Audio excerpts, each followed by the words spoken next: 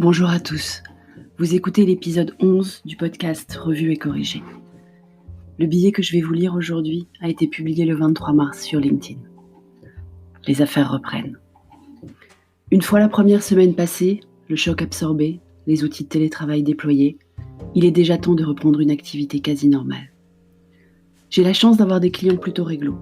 Je le savais déjà, bien sûr, mais je me rends encore plus compte quand je découvre qu'après les effets d'annonce de solidarité des grands groupes de début de crise et de semaine, certains de mes contacts indépendants ou freelance lancent des appels à l'aide.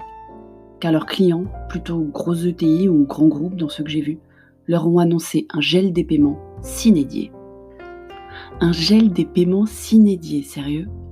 Quand on lit les noms des courriers publiés, je ne les relayerai pas. Je n'ai pas encore eu la possibilité de vérifier leur véracité, même si l'un d'entre eux a directement tagué le médiateur des entreprises, donc j'ai plutôt tendance à le croire. Mais quand on lit les noms des courriers publiés, si c'est avéré donc, on se pose des questions. La crise actuelle, je vais résumer, on va l'appeler crise tout simplement pour plus de simplicité. La crise actuelle n'a donc pas encore eu les effets annoncés pour le après. Certes, il y a beaucoup d'élan de solidarité, de gratuité, de bénévolat, de soutien, aux soignants bien sûr, ou aux équipes encore au travail. Personnellement, je ne remercierai jamais assez les agents de sécurité et caissiers et caissières de nos supermarchés, les agents techniques des sociétés d'énergie et de télécom. Parce que si en plus on ne pouvait ni manger, ni surfer sur le net, le confinement n'aurait vraiment pas le même impact. Jusque-là, tout va bien. Il y a aussi les soutiens de certaines sociétés aux entreprises qui découvrent le télétravail avec des essais gratuits de logiciels, du bénévolat de freelance pour mettre au carré les organisations en mode remote. Déjà, on commençait à avoir quelques soupçons d'opportunisme, surtout quand certaines d'entre elles ne font pas les mêmes cadeaux à leurs bases clients en place. Là, j'ai des noms avérés, mais le but n'est pas de dénoncer. Mais c'est majoritairement du réel soutien.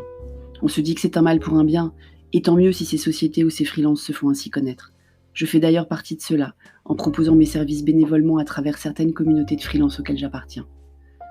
Revenir sur une promesse d'embauche, mettre fin à une période d'essai en cours, ça fait mal, surtout aux personnes concernées, mais on peut comprendre.